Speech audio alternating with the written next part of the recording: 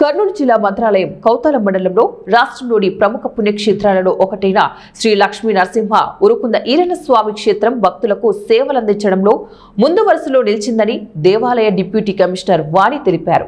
పుణ్యక్షేత్రాలలో భక్తులకు ఎలాంటి సేవలు అందుతున్నాయి, ఏమైనా ఇబ్బందులు పడుతున్నారా, దర్శనం సౌకర్యాలు ఎలా ఉన్నాయి, స్వామివారి ప్రసాదం నాణ్యత ఎలా ఉంది, పుణ్యక్షేత్రంలో మౌలిక వసతులు, నిత్య అన్నదానం, పరిసరాల పరిశుభ్రత తదితర అంశాలపై ప్రభుత్వ అధికారులు ప్రతి నెల వివరాలు సేకరిస్తున్నారు.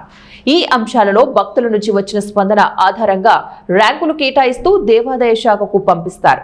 జిల్లా కేంద్రంలో జరిగే కలెక్టర్ల సమావేశంలో పుణ్యక్షేత్రాలలో కల్పిస్తున్న సౌకర్యాలపై చర్చిస్తారు.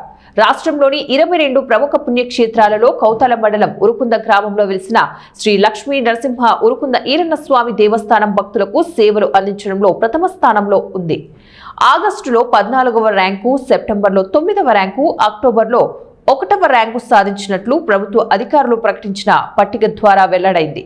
పుణ్యక్షేత్రంలో శ్రావణ మాస ఉత్సవాలు, కార్తీక మాస ఉత్సవాలు డిప్యూటీ కమిషనర్ వాణి ఆధ్వర్యంలో వైభవంగా నిర్వహించారు. స్వామివారి దర్శనం కోసం వచ్చే భక్తులకు మెరుగైన సేవలు అందించడానికి అనేక కార్యక్రమాలు చేపట్టారు. దేవాలయ అర్చక సిబ్బందితో ఎప్పటికప్పుడు సమీక్షలు నిర్వహించి అభివృద్ధి కార్యక్రమాలు చేపడుతూ భక్తులకు మంచి సేవలు అందించడానికి కృషి చేస్తున్నారు. టెండర్స్ పిలిచామండి, అది 2.4 crores.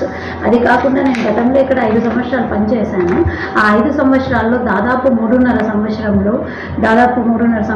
20 కోట్ల దాకా వర్క్ చేపట్టామండి.